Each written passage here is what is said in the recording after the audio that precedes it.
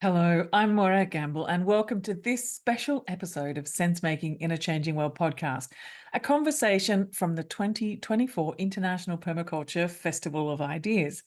In this festival, I invited my friends and colleagues to join me in conversation, idea sharing, music, film screening, poetry reading, and storytelling. I was joined by educators, Indigenous leaders, designers, artists, scientists, activists, scholars, practitioners, philosophers, writers, filmmakers, and musicians, exploring ways to broaden and deepen permaculture possibilities. There were 35 speakers at the live event across 8 days in May 2024, spanning 6 continents and over 2,500 registered people for these live events. What an extraordinary event, and I'm so honoured, delighted to be able to share these with you.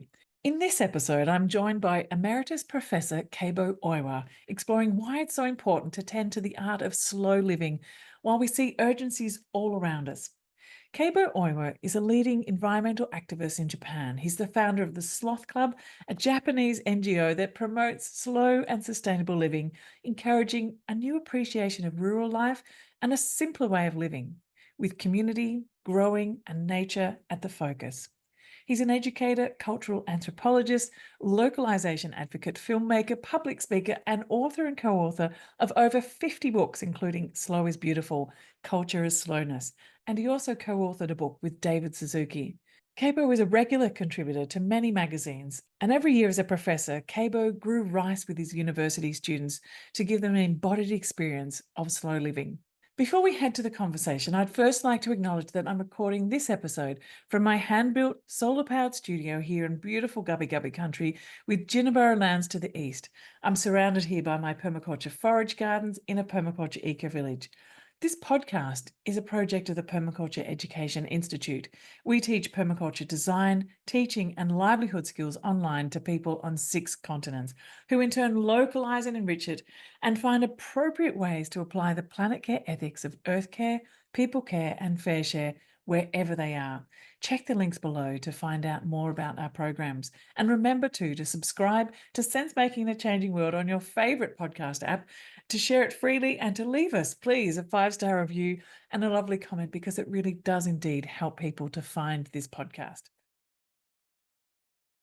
I would love to welcome Keibo Oiwa. Now, I'd not met Keibo until last year at the Planet Local Festival, but I'd heard of his work for a long time and his collaboration with David Suzuki, which here in Australia, David Suzuki is a very well-known figure. I know Keibo's work through Helena Norberg Hodges' localization movement as well. And both of us were invited to speak at the Planet Local Festival in Bristol. And I remember sitting beside you, Keibo, just feeling this great sense of peace. Like I was sitting next to a wise sage. You know, sometimes when you get on stage, well, I don't know, maybe you don't, but my heart just beats a bit faster, and I'm just gasping a little bit for breath. And then I just felt your presence next to me, and I just slowed right down. And this is kind of the core message of your work, is around slow. Slow is beautiful. And I pose this question to you, just a little bit more extra information too about Keibo. He's an emeritus professor of cultural anthropology, a leading environmental activist in Japan, a filmmaker, public speaker, a writer of 50 books, founder of the Sloth Club and the Small Slow School, amongst many other things. So welcome, Keibo, and I'm so delighted to have your company here today. The question that I asked you, and I'm not sure how we're going to approach this because it's quite a big question, but why is it so important to tend the art of slow living when we see urgencies all around us? And so perhaps we could begin somewhere in that realm of this conversation, and we'll see where it takes us. Yeah. Well, first of all, let me say hello to everyone. And Morag, it's so nice to see you again. We had fun time together in Bristol last year. So yes, I'm aware that we are here to talk about slowness Don't worry, I'll be speaking very slowly. My English is a little rusty these days. First of all, slowness. Are you still interested, everyone? Slowness is an important issue for you? It seems that in Japan, really more and more people are getting busier and busier ever. And they seem to be quite lost. So please ask first, to yourself how you feel and how are you, whether you are speeding up too much, or are you in a hurry, or are you relaxed enough? And all these questions are, I think, very, very important. This is not a marginal question. This is a very significant question, because after all, as being speeding up too much, we are in a hurry too much. I mean, all these things are not just the individual matter issue. It's a social issue, isn't it? Mm. And maybe it's also ecological issue. As a living being, I mean, what does it mean to live too fast? So how about you, Morag? Are you relaxed? Well, it's a really good question. I was sitting at lunchtime. I look out across a pond, and in the middle of the pond were these ducks playing. And my 16-year-old son said, "Why don't humans live like ducks anymore? They're just there. They play, they talk, they're actually playing, and they're feeding, and then they play a bit more, and then they feed and they play." And he said, what happened to make humans rush around so much? He's grown up here in the eco village, but I'm pretty sure he does like zipping around on fast things too. But he had this kind of really curious wondering. And even as much as I try to live a slow and simple life, I still do find myself getting caught up way too much in trying to do too much because of the urgency. And I think this was sort of part of the question that I was asking you, that how to tend to that slowness when I feel like culturally we have this sense that we need to do a whole lot to address the current crises that humanity and the planet are facing. And it's how to hold that tension is where I get caught all the time. I've got to do a bit more. What more can I do? How can I be more effective in what I do? How can I amplify my voice? And I get stuck in that sense of and not feeling like enough, in a way. Yeah. Well, our classic question is why are we speeding up, and are we losing time? It seems that we don't have time anymore. And this is a very, very strange phenomenon, because we have been trying very hard to be more and more efficient about things.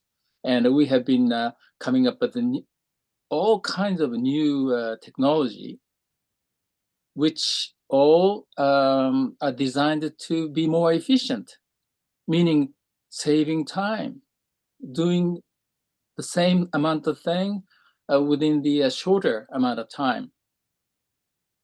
So we will think that we'll end up having lots of time. And actually, many thinkers, including Keynes, the economist Keynes, he believed that by 2024, we would end up having lots of extra time, and we'll be enjoying leisure time. But actually, in fact, we are living in the opposite world. So what happened? And this question is classic, but there still is very much present. We still have to face this question. So I'd like to kind of take every one of you back to E.F. Schumacher. Schumacher's Small is Beautiful. By the way, I wrote a book in Japanese called Slow is Beautiful. And it's a kind of, copying Schumacher's slogan, right?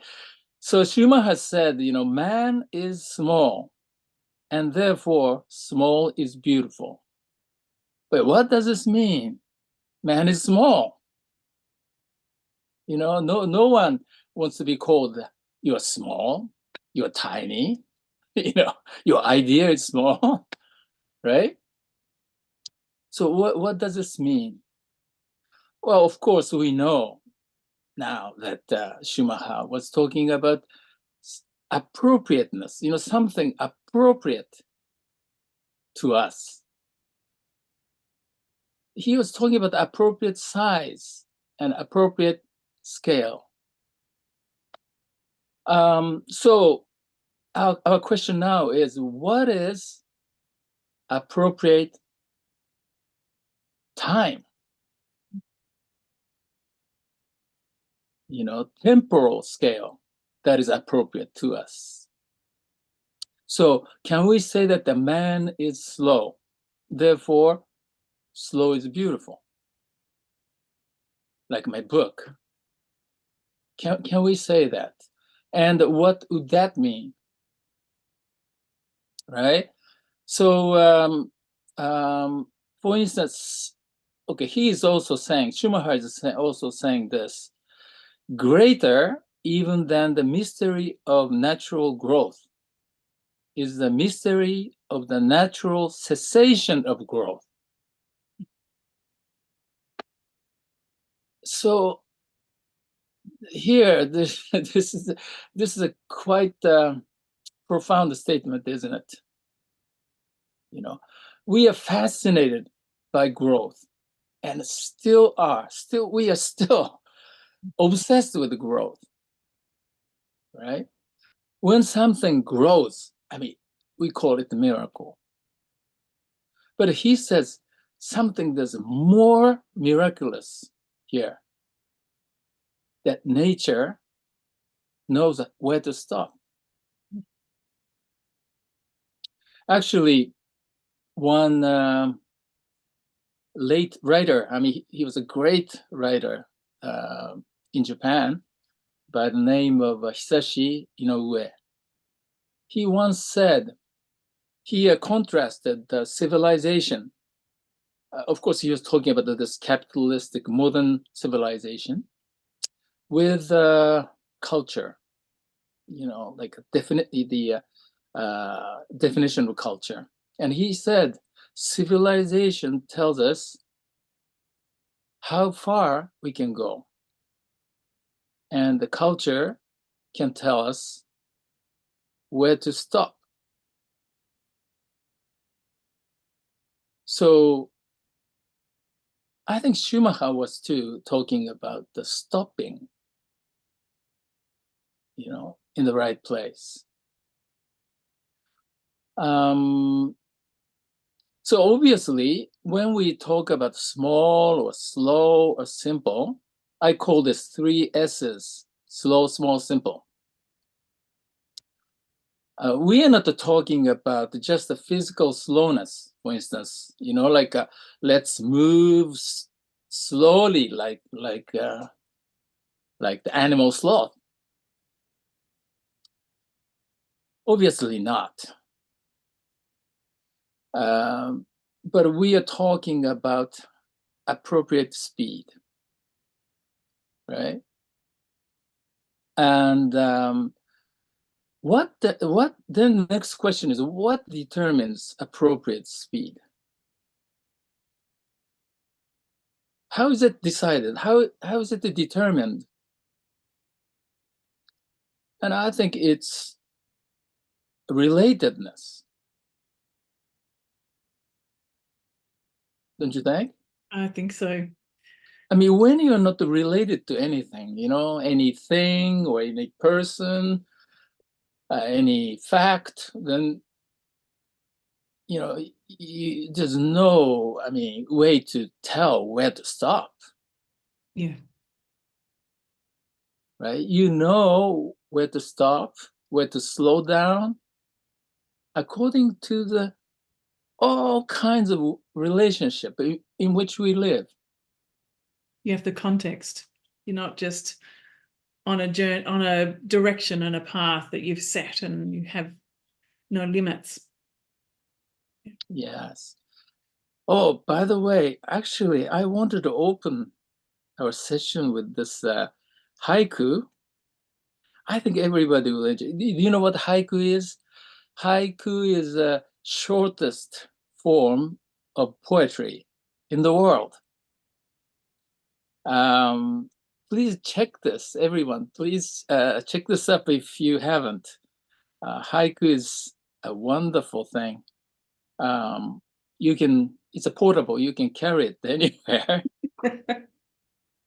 Do I have it here? Oh, yes. How about this one? Morning glory. The flower, morning glory, the plant. Climbing up the well bucket. Ask for water from the neighbor. I hope everyone got this, right? I don't have to explain the situation, right? The well bucket, like he went to get some water from the well, and the bucket that she was going to use was caught by the vines of morning glory with a flower, probably a beautiful flower. So he couldn't touch, so he had to go elsewhere to fetch water. It's incredibly powerful poetry. I wonder whether in your collections of writings that you have explored poetry yourself. Yes, well, actually, I practice haiku, but it's so hard. I have been doing this for years, but it's not the easy thing. But it doesn't matter. As an Indian thinker said, artist is not a special kind of person, but every person is a special kind of artist. So poet, I think everybody is a special kind of poet, and me too. Yeah. Anyway, what I wanted to say is that we are living in this kind of relationship, not only human to human, but human with nature, human with things, material things. And as East, not only East Asian, but the Asian culture, Buddhist culture, and other indigenous cultures, they tended to see this world as a web of relationships. And we are part of it. But the inseparable part, right? I think Western civilization, modernization, modern era, had this project of separating oneself as a substance, like Francis Bacon and Rene Descartes, right? I think, therefore I am, right? And a separation between self, human and nature first. Human with spirit, but the nature without spirit, nature, dead matter, right? So, and the language served for this project, Western language, SVO, subject, verb, object. Um, by the way, I believe that linguistically, Japanese language doesn't have any subject. Very interesting. That is incredibly interesting. Yeah, and there are some linguists who believe that all the indigenous languages originally didn't have any subject, even English. Hmm. Yeah, some linguists. It's very hard to prove it, Yeah. but So I wonder where that came in. Was that, at this, do you know much about when that subject actually entered into languages? well, it's not that clear. We know why. English is according to one linguist that I respect a lot. English is the more kind of extreme in this structural side. Like subject, verb, and object. And before they established this structure, the people in the English Isle, they were not they were speaking indigenous language, but after how do you call that, the French invasion, the Norman invasion, they were imposed the more kind of structural language coming from Latin and other linguistic traditions. So they rapidly changed their language, and they actually overdid it. They became a kind of extreme. That's a theory, how the theory goes. But when you look at it closely, subject, verb, object, right? So there's a separation here. Okay, SVO. So V is in the middle. What is it doing? It's an action, right? So the action, the master of the action is S, right? So through this action, O is the world, something that becomes an object for the subject. Mm. So, Objectifying, yeah. objectifying. So when we have a globally dominant language such as English, it is really at the heart of the challenge that we face, isn't it? Is to actually really start to think and know and understand through different languages, through our local languages, and perhaps if English is the only language we know, to actually start to explore other languages and other ways of knowing too. Yeah, I think so. And the history of a modern philosophy, Western philosophy, after 20th century, is a kind of struggle to deal with this problem and trying to sort of go beyond it. Mm. So, That's my guess. I mean, I'm not a yeah. philosopher. I'm not a good student of Western philosophy, but Mm. But I'd never heard that spoken about, and it makes so much sense to me. Thank you for shining a light on that. I wanted to ask you about education too, because this is a really important part of finding how to slow down. mm, When we have an education system that's contributing to that speeding up, and I mm, know in Japan, there's a big struggle with a lot of young people, and the kind of education that you were bringing to students was something quite different, both in universities and also in communities. I wonder whether you might sort of speak to what slow education looks like. slow education can be translated as a free education too. What we are doing in conventional education, the present system, right, is imposing modern time onto students, onto the kids.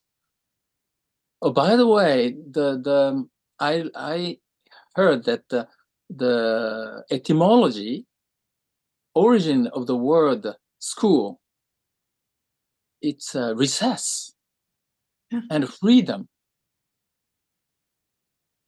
So it was a recess from the mundane world, the world where productivity is the rule.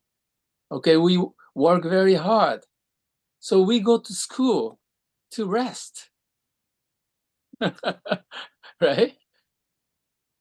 And I think this is very significant. But by the way, talking about the recess, right? The first page, I mean, like a very first part of the Bible, I mean, Old Testament, they talk about the holiday. Like a God, after created the world, the whole world in 6 days, the seventh day, he rested. I mean, what is this? I mean, even God gets tired from a Japanese point of view, like, wow, that's interesting. And but it says not only just you know uh, not working, but God separated this, kind of distinguished this as a holy day, holy, sacred day. What does this mean?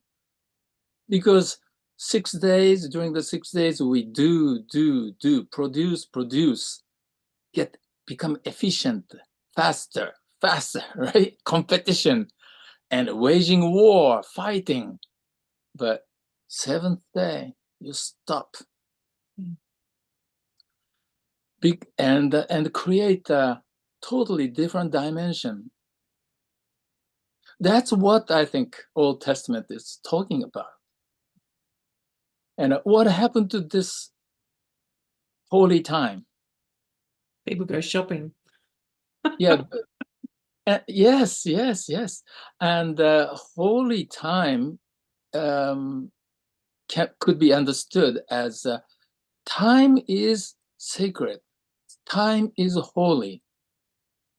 But this modern transformation is so, in a way, what is the word?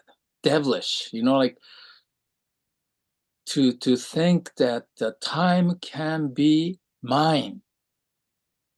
Time is a thing, and you can possess it. And this is a real turning point, I think. So again, going back to school, right? Children are being trained as such. School is teaching children to treat time as a thing and a commodity. And the economy is a matter of selling and buying, exchanging time.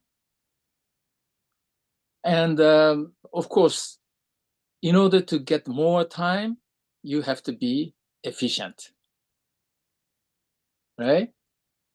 And we ended up selling our own time. By the way, our time, what does it mean? Time is our life, right? Life is nothing but the time. So we are just selling our life here and there, right?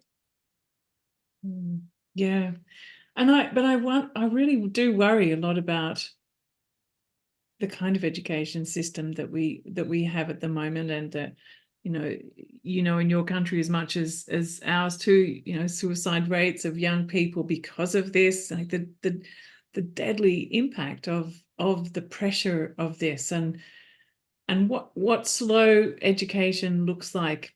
Is it unschooling? Is it community schooling? What kind of things have you seen in Japan that are working? I know that you said in another session I've heard you speak about a great movement of kind of free schools.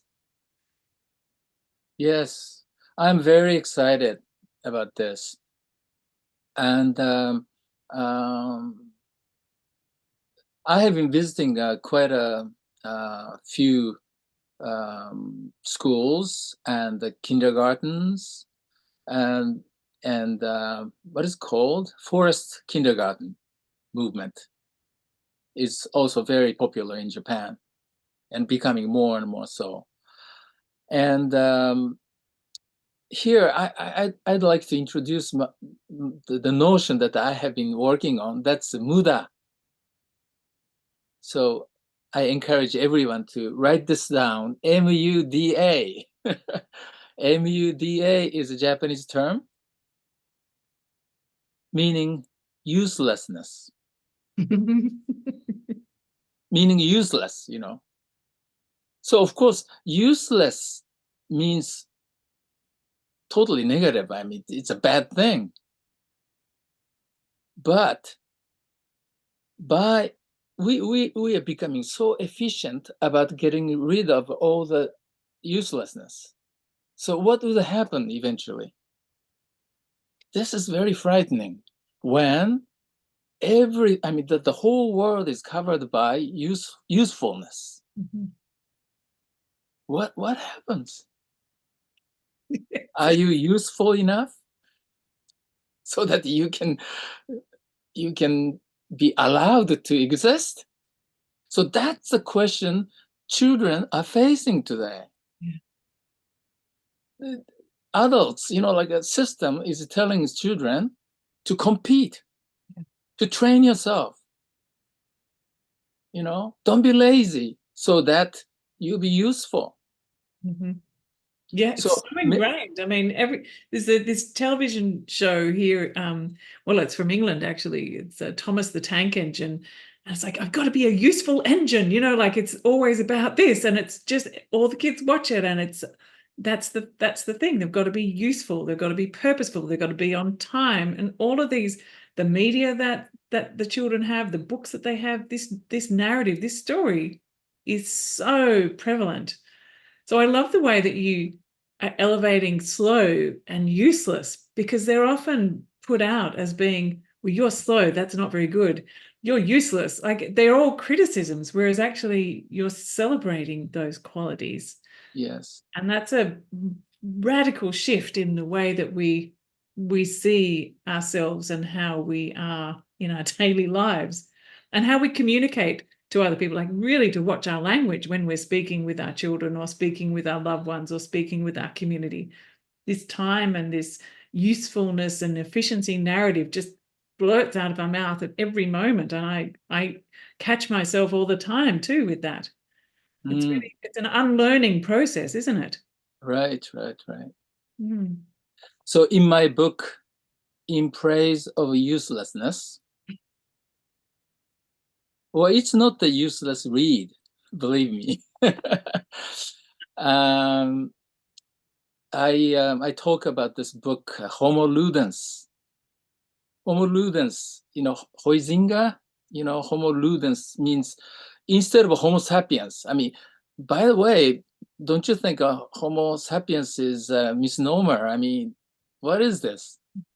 Like intelligent Homo. But look, I mean, every species, plant to even microorganisms, they're intelligent. So what is a Homo sapiens? So more appropriately, we should be called Homo ludens, Homo that plays, playful Homo. Mm. So now children's play is going to be the key. When we figure out what kind of future that we're going to create, I think center should be occupied by children, children's play, because they don't worry about what role they are playing. I mean, like how useful they are, they they are totally immersed in the play. And it's not just chaotic. I mean, they are very well organized themselves, organized, and they are very orderly. They make even rules, but they are not expecting anything. Mm. without expectation. And It's why do they play? It's just a love of play. yeah, They're motivated by that only, yeah, yeah. right? They That don't word, worry about the result. It's just like a Bhagavad Gita teaches us. Don't attach to the fruit of the action, yeah, right? yeah, yeah. So, Love is such a central part, so isn't it? yeah. Love. So when we talk about free schools and like slow schools, we are not talking about just something good for children. No, this is going to be a basis of a new world, and it's for us.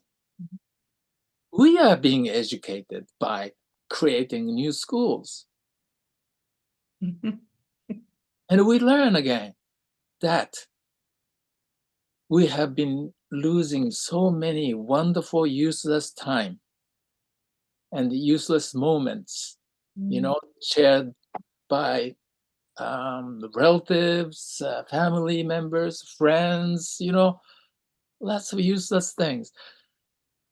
So if you think about it, your life still is full of useless things and embrace them. Real value is in it. Mm. There's a I'm not saying mm. some people might say that oh, are you saying that we should be just lazy and don't do anything useful? No, don't worry. Even while we are asleep, we are doing useful things all the time to make sure that we all wake up. So don't worry. We are already sufficient. We're doing enough useful things. Yeah, it's a little bit like my son's question about why couldn't we be more like ducks? Ducks play, ducks sleep, ducks eat, Yes. Yeah. ducks. Yeah, it just Yeah, you don't have to worry about ducks. yeah. They know how to take care of themselves. There's a question in the chat. Can you talk a bit about the Sloth Club, please? Yes, Sloth Club uh, is really about the sloth. I mean, real animal. It is especially three-toed sloth in which I really fell in love, in 1990s, uh, where when I was very active in Ecuador, South America, trying to save the forest and restore mangrove ecosystem and things like that. And so I first said, like save the animal, save the sloth, save the forest, right? But as I studied about this animal, I realized that no, I mean, we are not saving them. I mean, they might be saving us. We have to learn about learn how they are living, and eventually be the sloth instead of save the sloth. Right? Be the sloth became our Mm. slogan. And what does the Sloth Club do? I think is what I think Barb's asking about.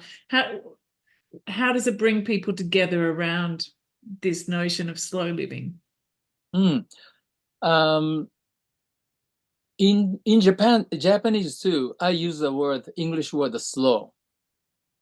The reason is that like we have a word for physical slowness, but what's important is not the physical slowness; it's relatedness. So the we encourage people to rediscover your relatedness. So it's not just a environmental movement, but also it's a cultural and psychological movement. right? Well, we do whatever, like a protection of rainforest to um, the school movement, school lunch movement. By the way, in Japan now, school lunch movement is getting very popular. Fantastic. Organic school lunch, and I'm very hopeful about this because in this issue, right, there's no left or right. Oh yeah, that's another thing. Sloth Club, we are neither left or right. To me, I mean, left or right is not really mm, so important. It's not the essential distinction anymore. Um, and for instance, this issue of school lunch, it's a matter of your own child. What do they eat? So to this, everyone can come in, left or right, any political parties, right? Mhm. So last 2-3 years, it's been very spreading, all over Japan. So of course, Sloth Club is in there. Is there a slow food movement as well in Japan? Yes, originally it was one of the central things, and we still um, talk about it, and we work with slow food groups and organizations. Right? I mean, food is central, isn't it? Um, for instance, you two were at the Planet Local Festival. Okay, we believe that localization is the way, and to understand the localization, you just should look at food. Okay, everyone would understand. It's ridiculous to bring food from the other side of the earth,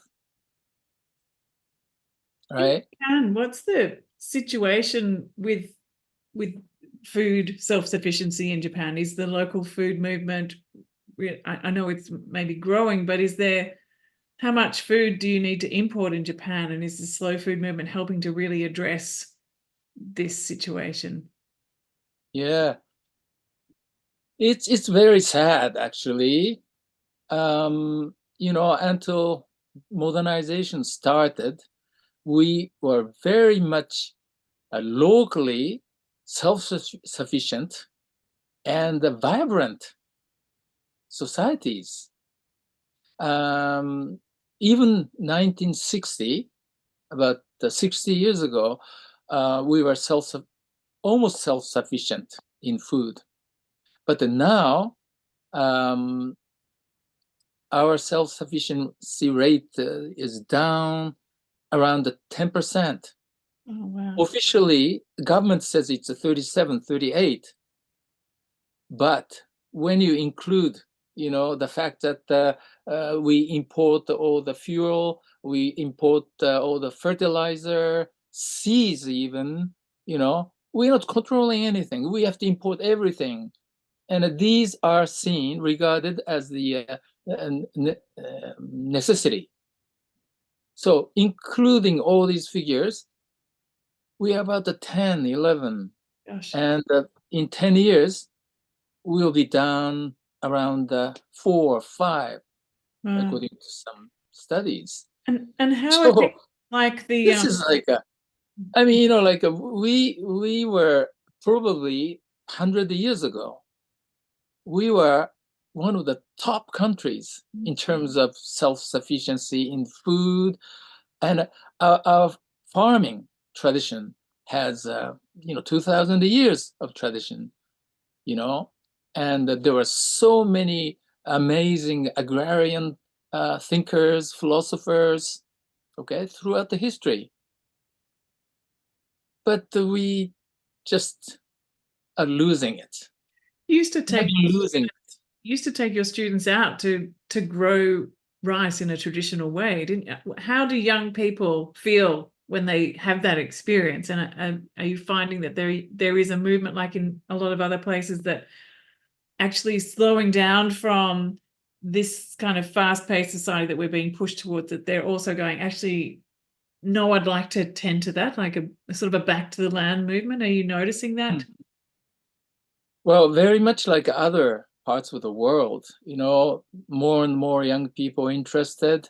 Some of them are courageous enough to really move away from the city and go to very remote areas where villages are really shrinking. But even in the city, big cities, there are some neighborhoods where people get together and start the gardens. And so, yes, people are now realizing So maybe that it won't get down to something 4 or 5. serious. Maybe it won't get to 4 or 5%. Maybe it will flip. Maybe Yes. it will be a renaissance. And Uh-huh. I hope that But whilst as you know, permaculture too is spread all over Japan. Each one looks still maybe small, but it's kind of starting to grow roots, yeah, nice. combined with the transition movement and then, school lunch movement. Other things are now being combined and making a new type of community. Yeah.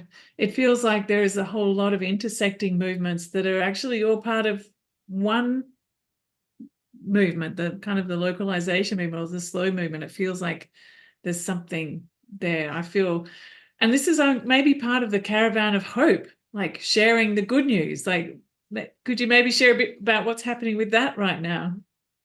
Yes, actually, my friends, Anya, Pacha, and Yani, a mother and son and daughter, they are coming from Australia and arrive in Japan on the 21st. It happens to be actually a summer solstice, isn't it? It's Right? actually our And winter solstice down here. oh yes, yes, Yeah. and that happens to be also World Localization Day. Yes. Okay, so we're gonna celebrate World Localization Day in June. We call it Localization Month, right? So the highlight is going to be this what we call Caravan of Hope.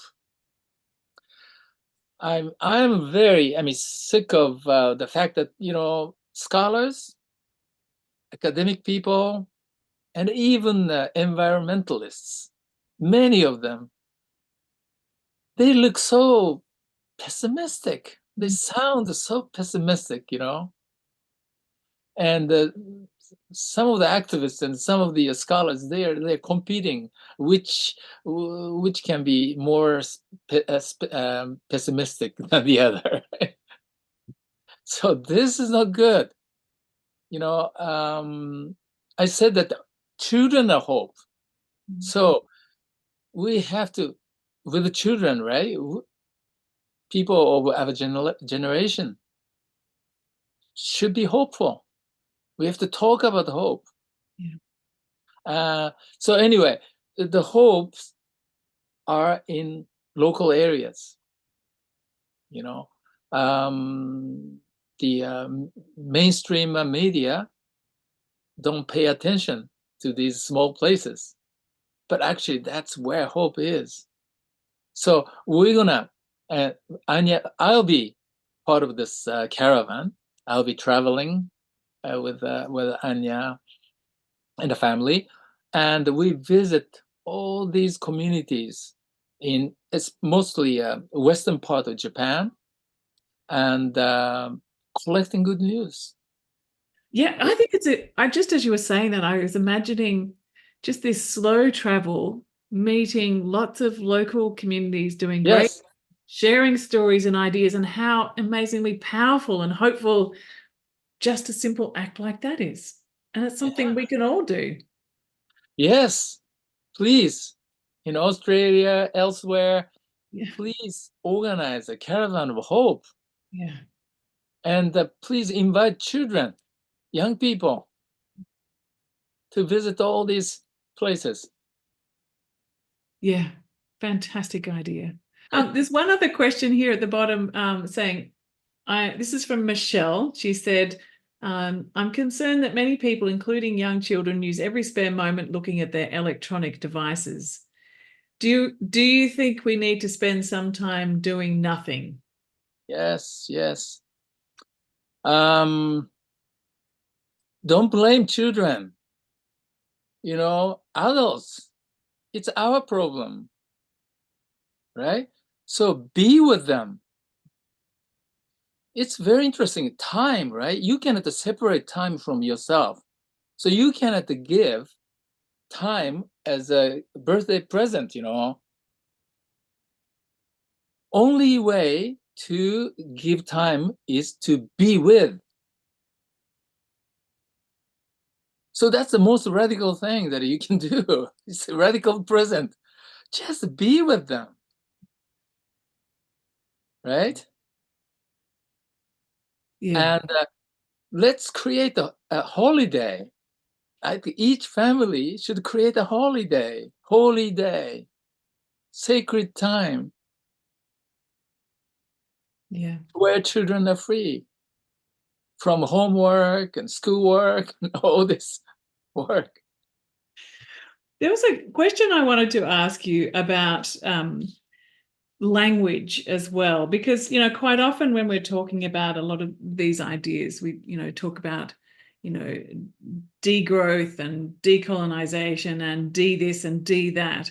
I wonder whether within your sort of approach, you're trying to select words that are more creating like that joy and the love rather than the D and the undoing. Like what's the interplay there between those different kinds of languaging, or is that a very kind of English language kind of question? I don't know.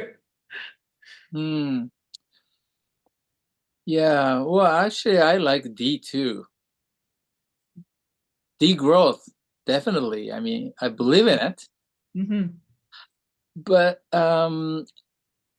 let's yeah, let's be radical on this. Okay. Um, the reason why I want to talk about the muda, the uselessness, is this derailing. We're on the rail very much, right? And speeding up. So let's derail.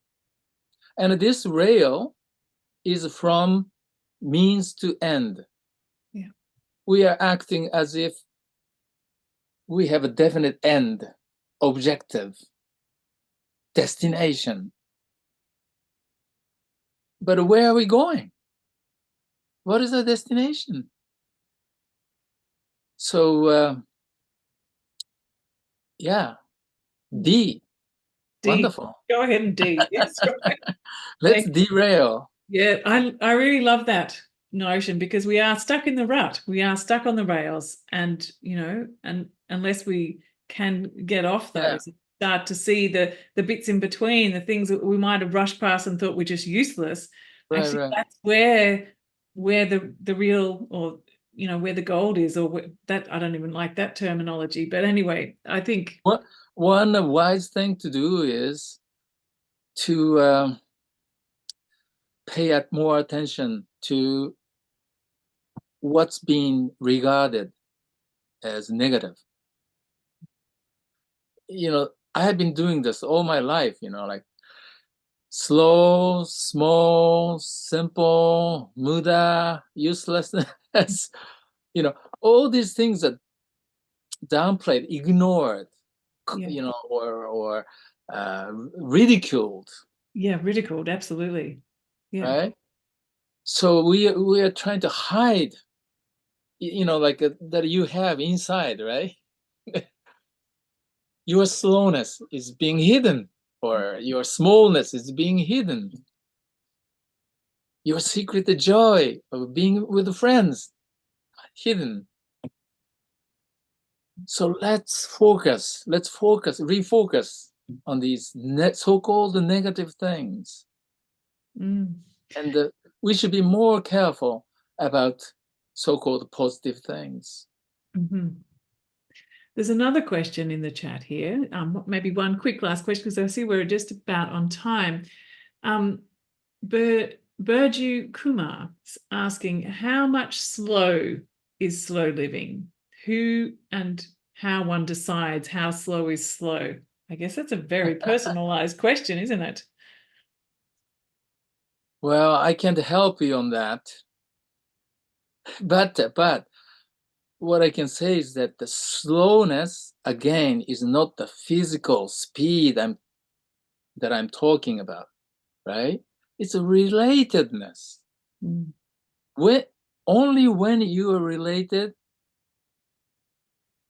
you find meaning in it, right? The meaning comes from relatedness. Without the relatedness, relationship, there's no meaning. That's why, I mean, there's a now pandemic of loneliness in the world.